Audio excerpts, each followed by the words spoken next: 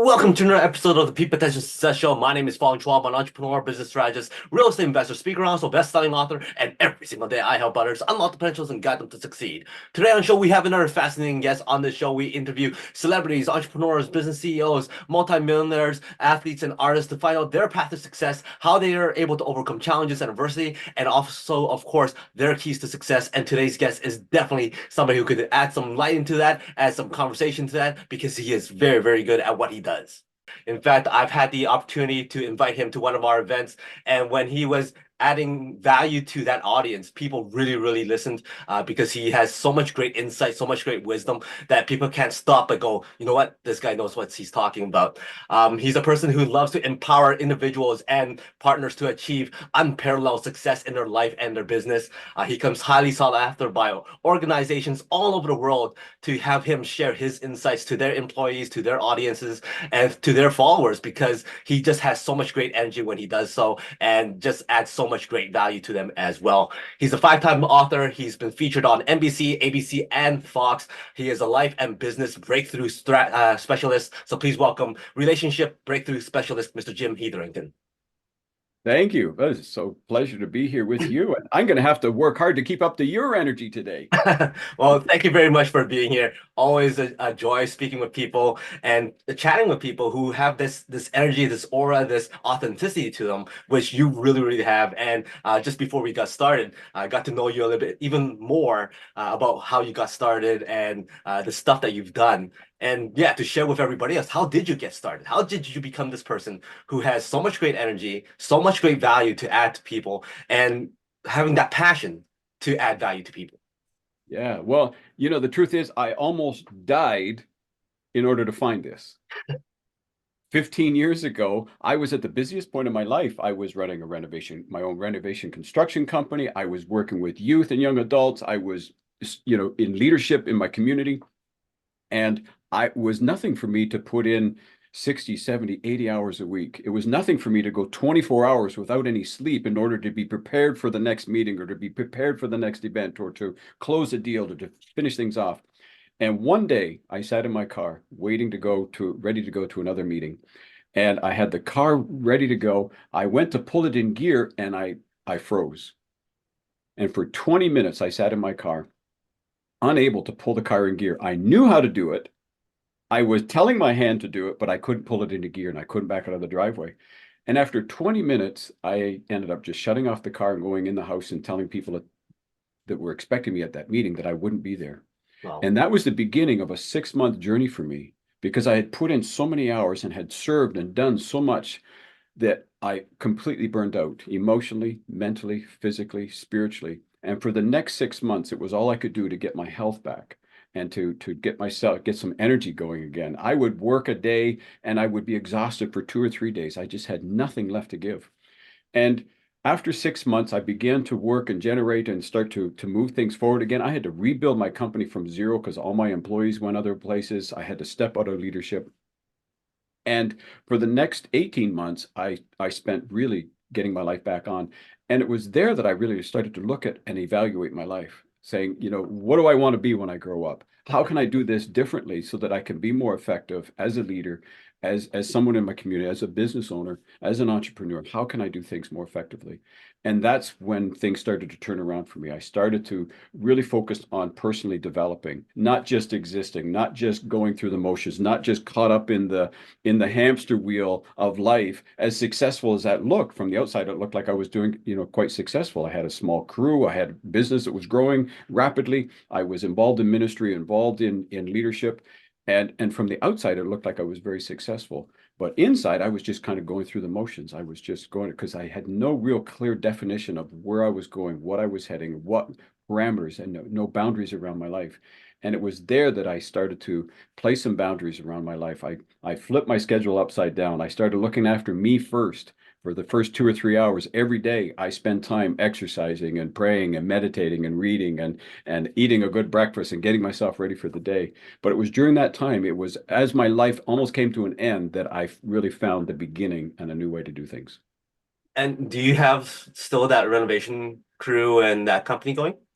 No, I've slowly dissolved it. I still allow myself to do a little bit of consulting, and I do a couple of projects a year, a couple larger projects where I can just manage them. But for the most part, I've dissolved most of it where I don't do as much. I was building homes, I was doing commercial projects, I was doing all kinds of stuff, Mm. and it was just taking, far too much energy and too much time commitment. So I've dissolved that and stepped back out of it a fair bit now. Mhm. Now, one of the things that you said was you stopped, flipped the schedule upside down, and started to focus on you first. That is Yeah, something that a lot of people struggle with. They go, "What? I need to think about meditation first. Shoot, I have this to do first. Then I'll deal with meditation." Or, "What? I have to think about this. I have to go to work." How did you approach that? Because that's not something that's easy to be disciplined doing every single day. that's right. Yeah, no, it's not. It's a complete shift of the way we think because we're so conditioned to serve, to help, to look, we're almost taught and conditioned that it's selfish to look after ourselves. You got to look after other people's needs. You got to tend to other people and look after them. And the only way you can grow a business is by working and doing and giving and doing stuff. And so it's kind of going against the mindsets. It's kind of going against the patterns that we've been taught and we've conditioned. But I liken it to this. All of us, or most of us, have been on an airplane. And we've gone through the speech at the beginning of the airplane where the host comes on and they say, in the event of an emergency, the air mask will drop. And what do they tell you to do? They tell you to run around the airplane, putting everybody else's mask on first. And then if you can make it back to your seat and you haven't bonked your head on the fuselage, you can sit back in your and then put your mask on. No, they tell you to look after you first because you can't serve anybody, you can't care for anybody if you don't look after you. And that's what really um, turned the light bulb on for me was I realized that, you know what, my life is vulnerable. My health is vulnerable. I recognized that as I sat in that car and unable to put the car into gear because my mind and my body just disconnected. Mhm. And so I recognized that there is a limit. There is a fine line between, pushing yourself and going too far. There is a place where, it's regular engagement and burnout. There's a fine line there. And for most of us, there's that we could be one meeting away from meeting that line. And so for me, I recognized that, and that's what flipped the schedule for me. I thought, okay, I need to put my mask on first because I'm no good to anybody else in the condition I am right now. I can't communicate with anybody. I can't work a full day. I can't articulate anything. I can't focus on. I was absolutely useless in terms of what I could contribute. And so that's what flipped the switch for me. What was that first step you took? So you realized, and that is, I guess that's the first step. You realized that you need to make the change. But then what was the next? Did you go and just research stuff on your own? Did you reach out for help? Did you find another mentor, coach to kind of talk this through? What did you do?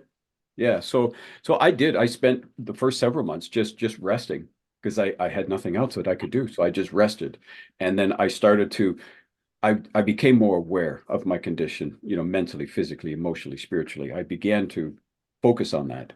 And then as I started to focus, then I started looking for, okay, what is the solution for this? What is the key ingredient that I need there? And that's exactly what happened was the next step was looking out for mentors.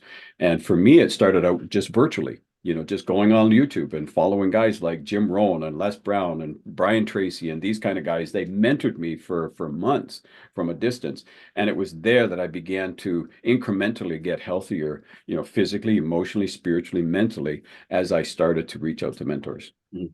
Wow, that's incredible. Now, was it a shocker for you when people were giving you certain advice? Did you go, what? That's not gonna work. What? That sounds ridiculous. Like, what was the most obscure thing that you heard that you go, I don't know. I think I should just go back to what I was doing. Yeah, I nothing really shocked me because I think the shock of the fact that I had broken down in the way that I did, that was the biggest shock. 2 weeks before my burnout, I was at a meeting at an organization that I served at, and they referred to me as the ever ready bunny. They're like, Jim has all the energy. He never gives up. He's always going. He's always serving. He's always got a smile on his face. He always has enthusiasm. He is like, there's no end to this guy. He's like the ever ready bunny. And then 2 weeks later, I sat in my car completely melted and broken down.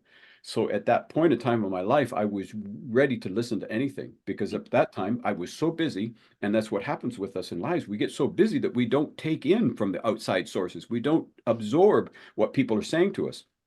And that's what I think we resist the most. So I was at a place with little resistance. And so I was able to absorb it, and I just started to take things in, and I just said, okay, that makes sense. And I just started writing things down. I just started recording things, started journaling a lot more and looking at things. And so nothing really surprised me in that moment, because I was just in that place of just complete vulnerability. Now, meditation is one of the big things that you've implemented in your life that helps you a lot.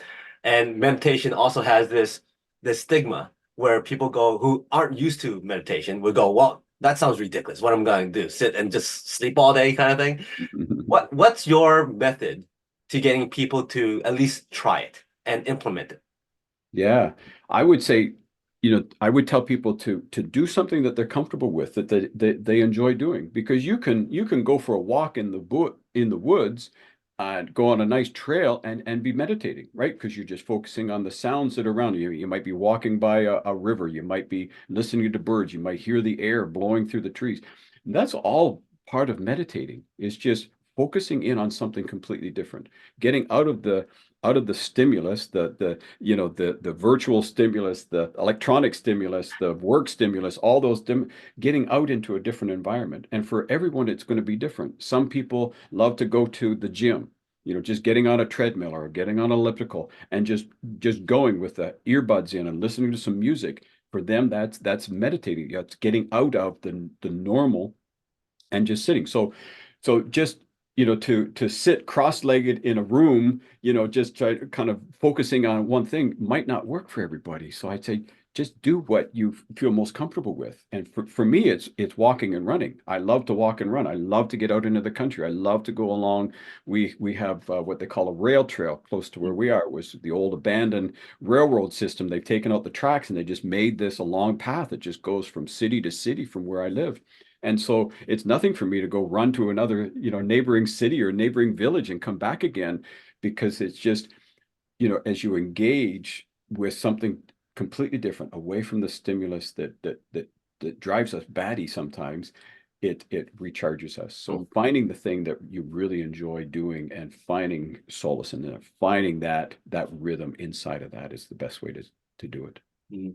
Now, for you, after you went through this whole transformation process for yourself, you've decided to go into the coaching realm. You decided to go and add value and help people and do speaking and whatnot. But there was still that part of you that had the construction side of it. Was that transition hard for you? Why did you decide to go, you know what, I may want to kind of make this disintegrate and focus more on this? That's a scary transition for a lot of people.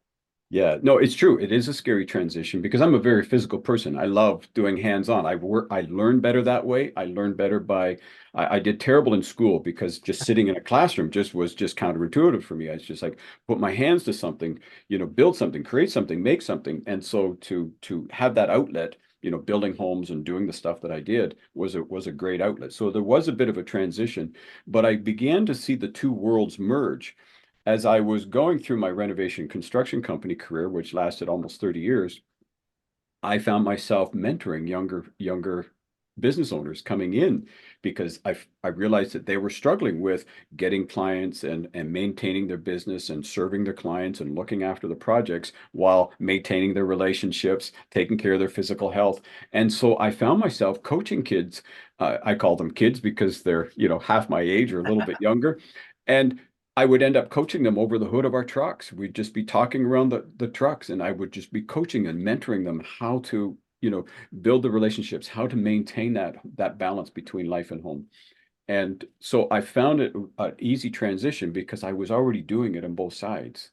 I had spent, while I was running my company, I was also a youth leader, youth pastor for 23 years in my spare time. And so I was always mentoring and working with people in that capacity. So I began to see the two worlds kind of merge together. So as I decreased this side and increased on the other side, it was kind of a natural transition. And that's why I say I still like to keep my hands in one or two projects a year because I just love the creative process. I love going in and just, you know, taking on an older home and just remodeling and refurbishing it, bringing it up to brand new or building something completely, new again.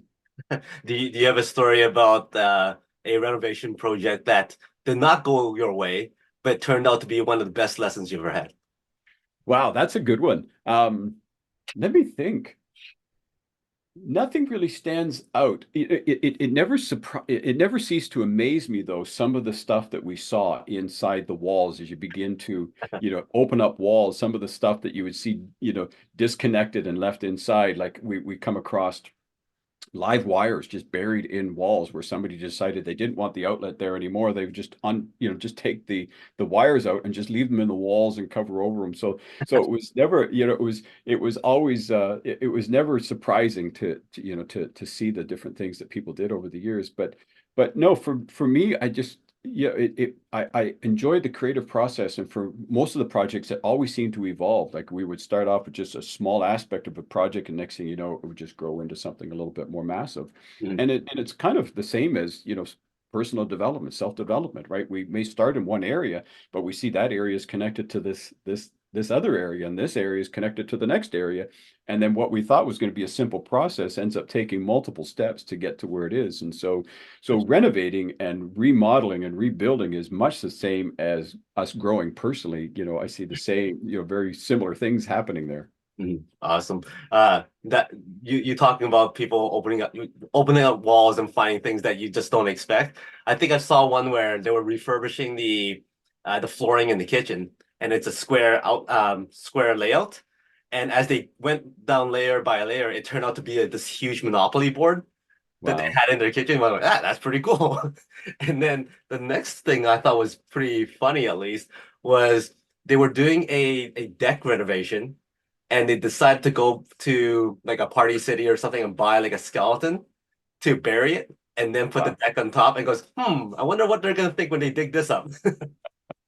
That's that's great. I think one of the most unique ones I ever had was I was hired by a guy. He owned a country property, and he had a barn on this property, and it was probably about 40 feet by 65 feet. So it was a good sized barn, and he wanted to convert that into a home. And so we refurbished it and turned it into a home. It was absolutely stunning by the time we were finished. It was the most unique project we ever worked on. It was just it took us over a year to do, but it was just absolutely so unique when it was finished. It was amazing. That is awesome. Well, so you went from refurbishing homes to refurbishing people's minds and their physiques and whatnot. Yeah, yeah, and that's absolutely it. And that's what to what you were saying earlier about the renovation company and moving into coaching and mentoring. I saw so many parallels between, the two. It was just a very similar thing, going in and just taking on down the old walls. And that's what we do in our minds, right? We just take down those old walls around our minds or around our hearts, and we rebuild them and remodel and reshape them to come out, with a completely different outlook, or completely different look at the end. So it's very similar. What is the first thing that you do when one of your potential clients come in, or one of a client that's been working with you for a long time has these walls up for a long time throughout their entire lives? What's your process of helping them remodel, take those walls down and have this new view on how things go and how things work? Right. So you're talking physically, like in a building Well, no, with or a person. Like, in a what's your person. Yeah, process yeah, of helping them break through their old mindset? yeah. It's I think I love Einstein's quote, where we start with the end in mind. Mhm. And so, for people to look at it and say, okay, what is my ultimate goal? What is it I want to achieve? Right? Because everybody has different goals, different levels that we want to grow to. And so looking at that and say, okay, what is the goal? What is the outcome that I'm looking for? I don't want to just start tearing down walls and then decide afterwards, what it's going to look like. What is it that I want to start to look at? And then look at the different areas. We talking about physical, our personal well-being, our health, because that's one set of skills that we would start to apply, like looking at our environment, looking how we're treating ourselves, and so on. Or is it spiritual? Is it mental? Is it emotional? What is it? What is it that we really want to start to work on first? And it's very similar to going into a home, is we want to evaluate what's your goal, right? So if you have a 1,600 square foot home that's maybe 100 years old, what's your goal? What is the picture you have for this? What is the vision that you have for this? Is it realistic, right? Because you may have a 1,600 square foot home that you're trying to deck out like the Taj Mahal, and it may not be appropriate. It may not be realistic to achieve that. And it's the same with our personal lives. We need to look at it and say, okay, what is your outcome? I met with a person one time. They wanted to be a professional speaker. They wanted to make $1 million a year speaking professionally. I said, okay, how many speeches have you done? I've done 0 speeches so far. I said, okay. So how many speeches do you want to do in a year? I only want to do maybe about 10 or 12 speeches a year. One a month would be perfect. And you want to make $1 million? Yeah, I want to make $1 million. Okay. When was the last time you were paid $100,000 to do a speech? Well, I've never been paid that much. Then what makes you think that next week you could start earning $100,000 a speech? So we have to look at the expectations that we have for the outcome that we desire. And then we can start to backtrack and say, okay, this is where we need to start first. This is the mindset. This is the habit. This is the environment. This is the skill set. This is the different things that we're going to have to learn in order to achieve that. So that would be my first step, is just saying, what is the outcome you're looking for? Where you want to go? Awesome. Now, you mentioned how the construction renovation stuff translated very well to coaching and mentorship. How did the working with lots of youth help you work with adults? You could learn so much from kids, because kids have less filters, right? They just tell it like it is, and they've got unbridled enthusiasm for the most part, and excitement about life, because they want to learn, they want to grow, they want to explore, they want to achieve, they want to grow to that next level. They're looking forward to getting out of high school and going into a career, or going to university and college, right? They always have that expectation. And with adults, we tend to get into routine, right? We know that on average, by the time we hit age 35, that 90% of what we do is just automatic, right? Because we've gone through our teenage years, we've gone through the college years, we've gone through university, we've established our career, we've bought our home, we're probably married, and we're working on our family by 35 on average. And then from there, it's just routine, right? And so I like working with kids, because they weren't at that point where everything was automatic, everything was still new, everything was still exciting. Like, I have 2 young granddaughters right now.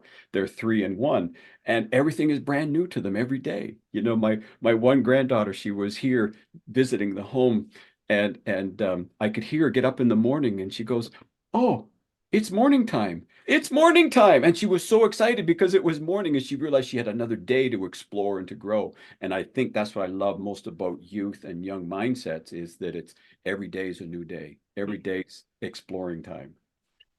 My daughter right now is struggling with so we just did daylight savings time, the change. So it's so bright when it's time for her to go to sleep. And she's, why am I sleeping? It's daytime. It's daytime. I'm like, oh, not exactly how it works. But Yeah, that's right. Because they don't want to waste any moment, right? It's daylight. It's like, okay, it's time to go. It's time to do. It's time to explore. It's time to achieve, right? So they don't want to waste time sleeping when it's bright out, because it's just counterintuitive. It's a waste of time. what would you recommend adults to do to rechannel that enthusiasm, to rechannel that useful thinking and the excitement of learning? Yeah. Challenge yourself to do something new every day. Just challenge yourself to do something different.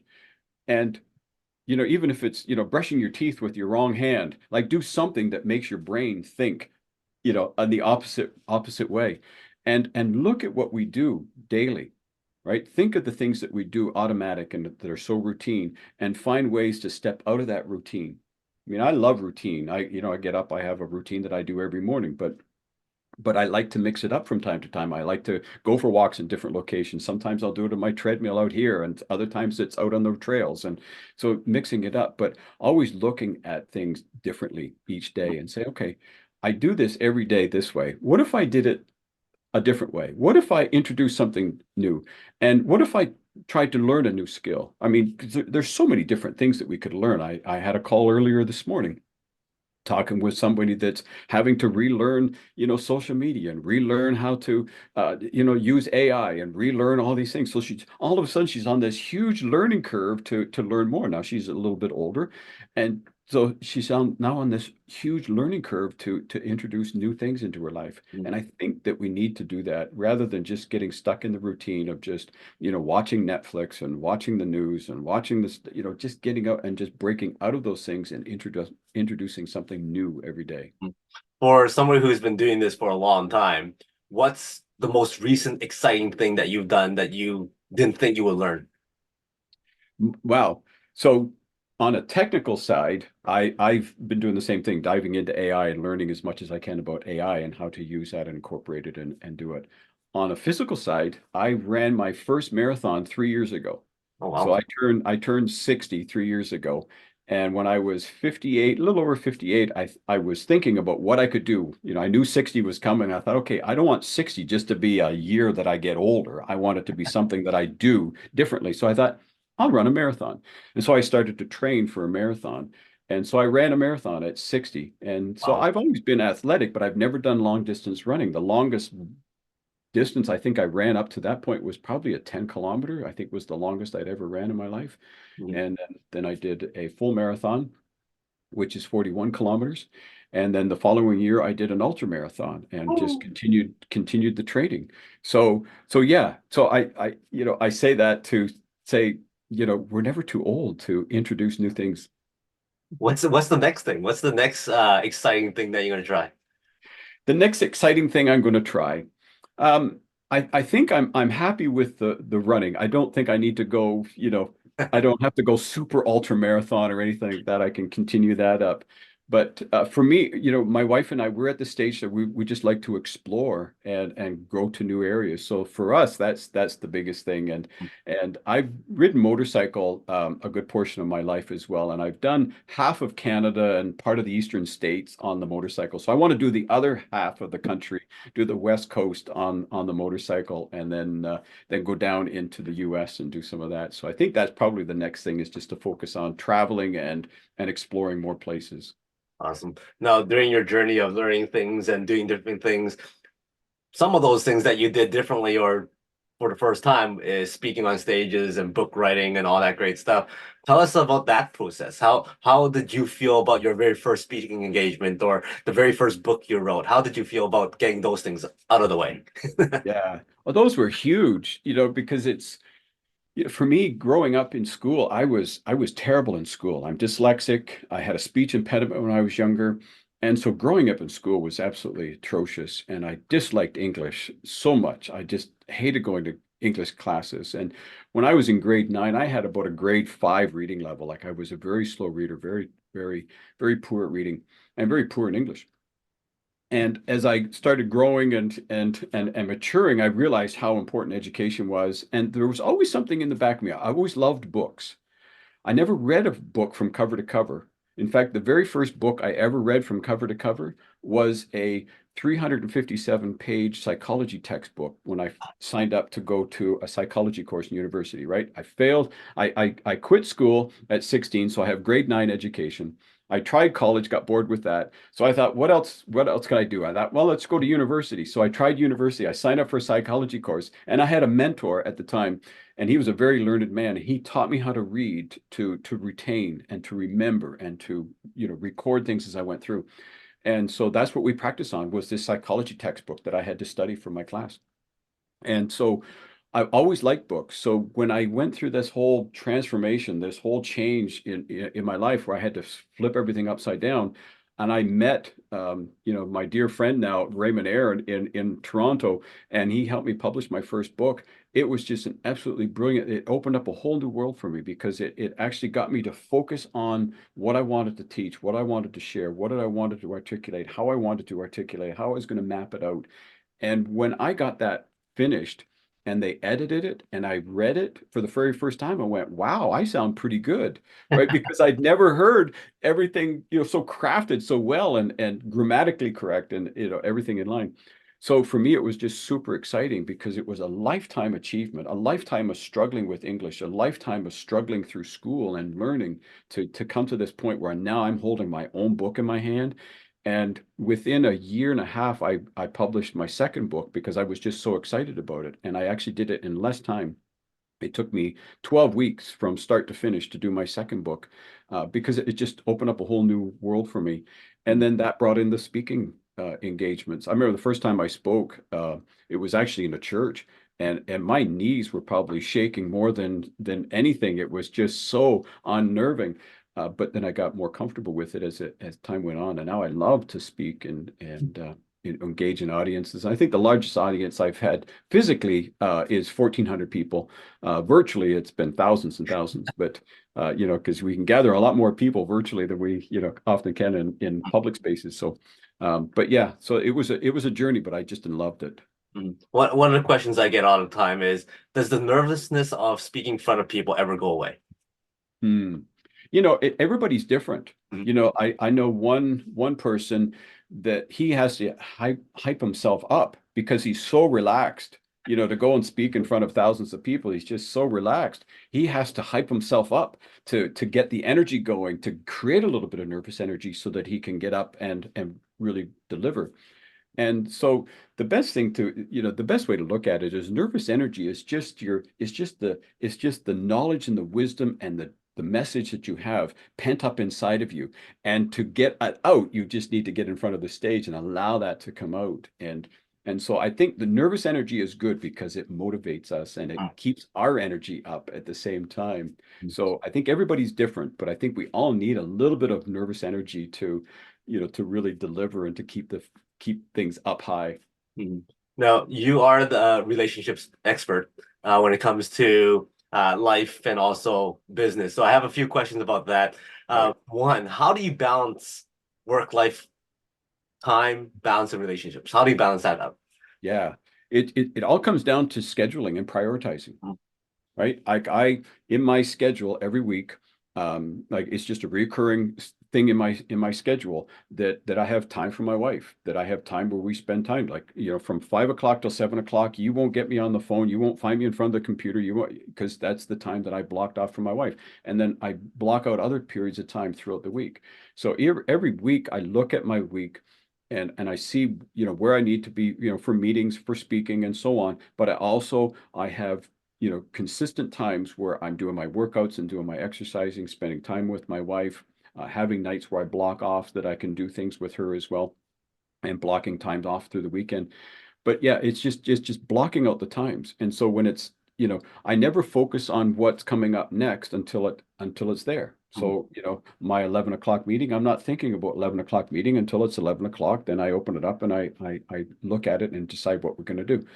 So blocking time, and prioritizing putting ourselves in our schedule, I think is the number one priority, right? It's just because we can get busy as entrepreneurs and business owners. We could be busy 20 hours a day if we wanted to, but it wouldn't serve us well. Mhm. And it certainly wouldn't bring any life into our relationships.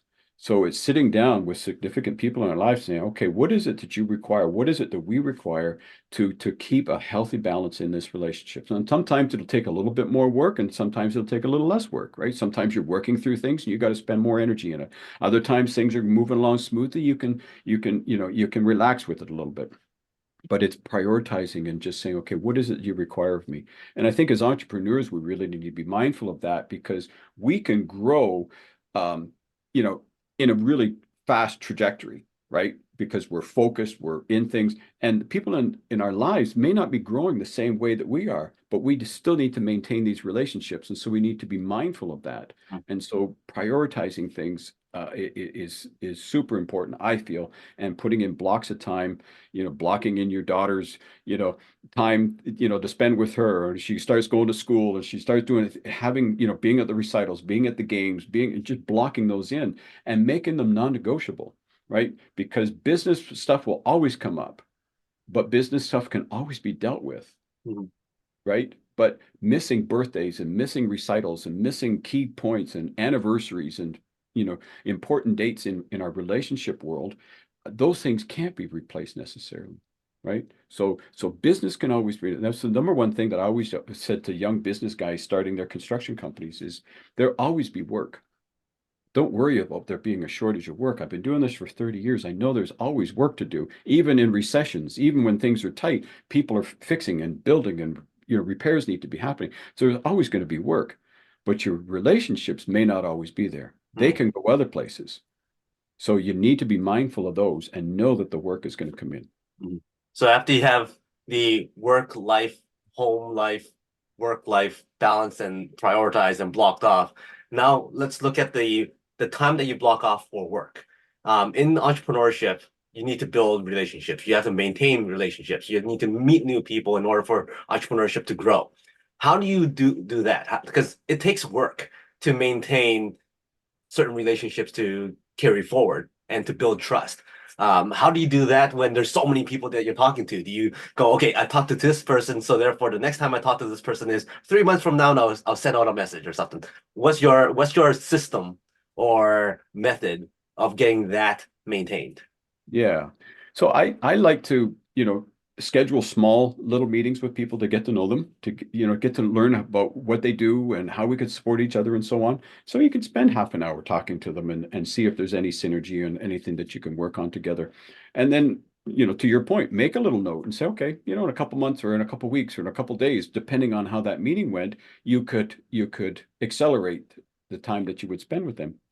There's some that I would, I might see every 6 months or so and just kind of reach out to. There's others that meet on a regular basis because we're building something new. We're growing something because we're not going to be able to work and serve with everybody, right? We know that there's going to be some people that we really align with and that we really are connected to, and we can work on nurturing those relationships. But at the same time, we can send out small seeds. Like I'll go through social media and I have a rule. I try to reach out to 10 different people every day. And so on Facebook, I'll just put out a hi, just thinking about you. Thought I'd check in, say hi. Just something small, just to let them know that you're still alive, you're still a real person, you're still connected, right? Because we can be faceless on Facebook and to just gather numbers, but to reach out just with a short little message, hey, how's it going? Hope things are well. Just something small like that keeps the engagement and keeps the relationship growing, because each relationship is going to be different, right? It's going to have some are always just going to be kind of cordial. They're just going to be, hi, how you doing? They're just going to be those kind of relationships. Others are going to be a little bit deeper, and others are going to be even closer, right? So we need to nurture them accordingly and just honor them, for what they are, and continue to build and do what we can. Right.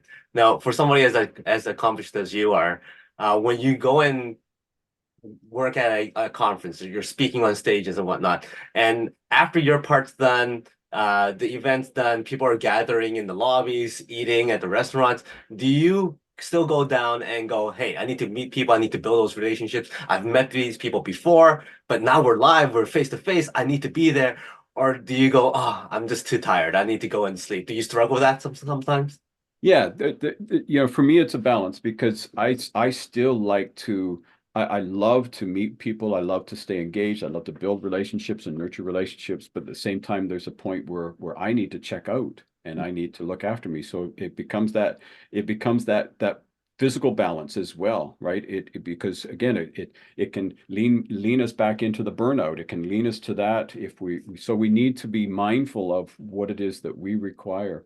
So I will, if I'm at a conference or I'm at away for a few days, I have no problem just peeling away for a couple hours and going and resting in my room, or just going for a little walk or something like that, knowing that I can come back and I can catch up, because then I can spend a few minutes Mm. engaging with people to keep the engagement or to keep the relationship built. But I find a balance, with that, and I have no problem, checking out for a couple hours if I need to go and check out and just relax and do something for myself and just unwind, because then it keeps me on my full game, right? Because now I'm not just kind of going through the motions. I'm really engaged. I really want to be there. Mm. And sometimes I want to be there, but my mind is like, we need to check out for a little while. And so I'm always mindful of that. I'm always kind of taking the temperature, if you will, and just seeing what it is that I need. And I have no problem, sneaking away for a little bit.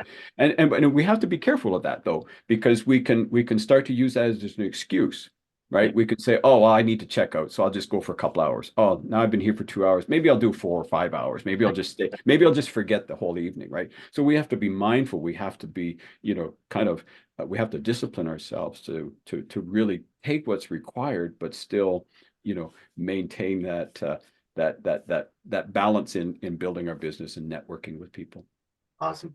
Our time has gone by very, very fast. I could ask you Wow. more and more and more questions. But I got one more formal question for you, and that is, let's put you back on the world stage, and you got a few minutes to kind of tell the world one message from Jim, and what would that be?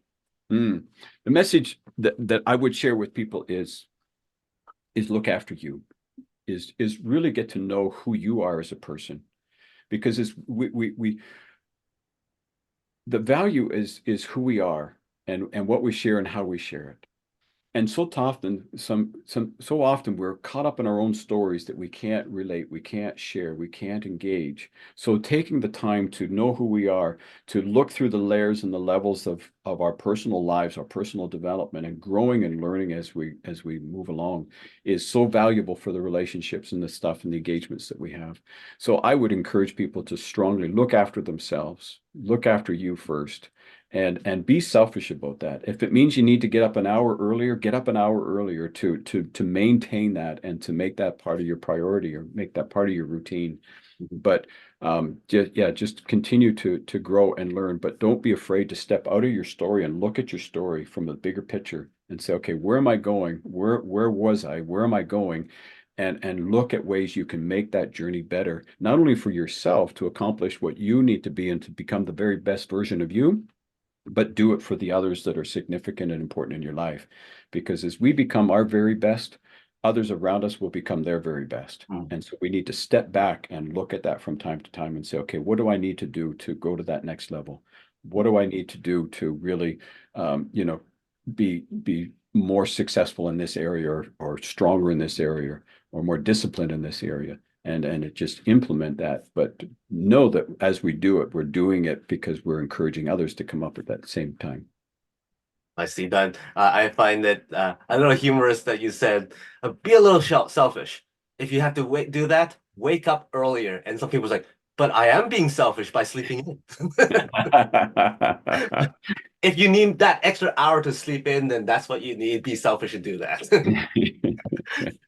Got five quick rapid fire questions for you. Give me the first thing that comes to mind. You're Okay. you're stranded on a deserted island, and you get to eat one food for the rest of your life, no consequence.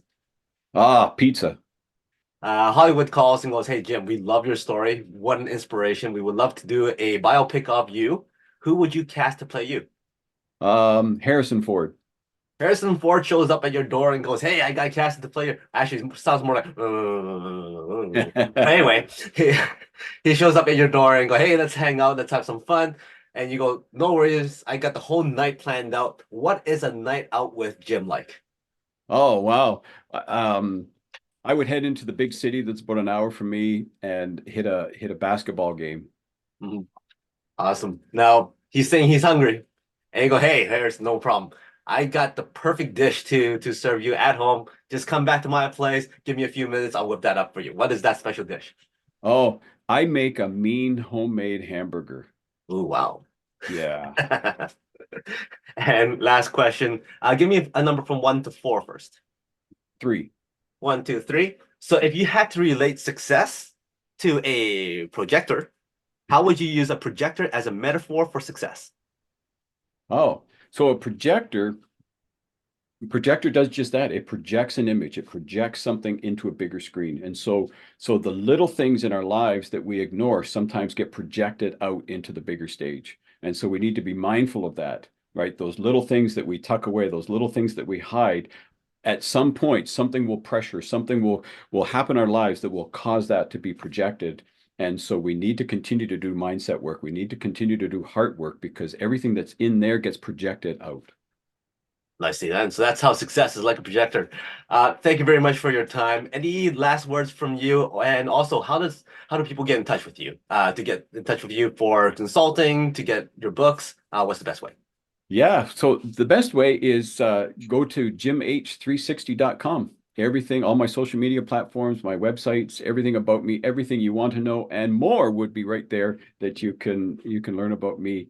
And yeah, I would, my final words would be, stay focused, stay true to who you are, stay focused, on what you want to accomplish and create the plan that's going to bring that to fruition, right? By focusing and then creating a plan and then take action daily. Just take consistent action. Nicely done. So everybody, make sure you get connected with Jim. Like I said, he is a person with so much great energy, so much great value to add. Definitely somebody you want to connect with. Lots of books that he can offer you, and lots of great insights. So make sure you connect with him. And yeah, until next time, he is Jim. My name is Fong. Today is the day to unlock peak potential. We'll see you later.